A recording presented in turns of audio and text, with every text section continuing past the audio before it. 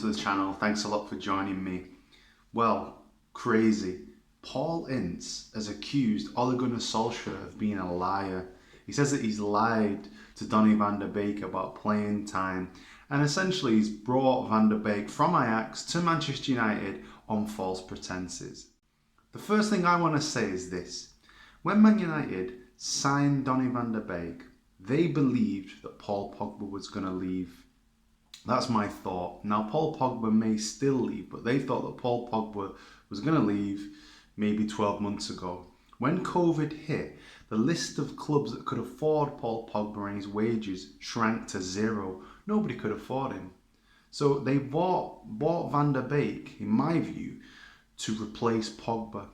Now, Pogba's still there, and Pogba's a much better player than Van de Beek. The stats show that. Pogba's assists, his goals, his creativity, he's a much more dangerous player. And if Pogba's still at Manchester United, you're not going to play Van de Beek above him.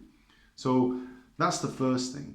The second thing that Paul Ince said was that, it must be really galling for Van de Beek to see Fred and McTominay playing in front of him.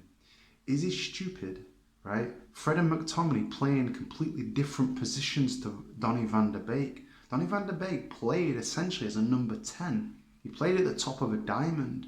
Fred and McTominay play as a 6 and an 8, or both as a 6 at the base of a diamond.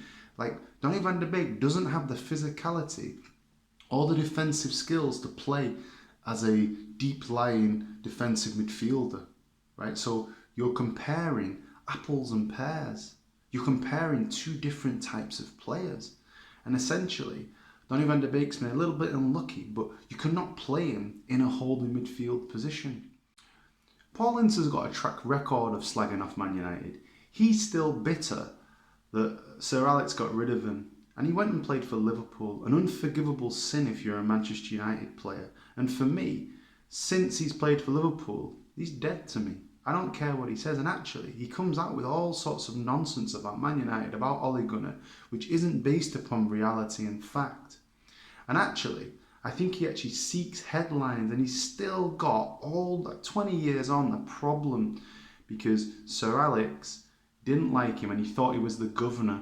There's a famous story of Paul Ince pulling a gun in Sir Alex's office, and that was the moment when Sir Alex was like, I need to take control back.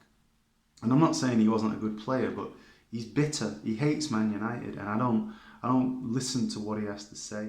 But anyway, they're my thoughts. Moving forward, Man United need to find a solution. There's no doubt about it.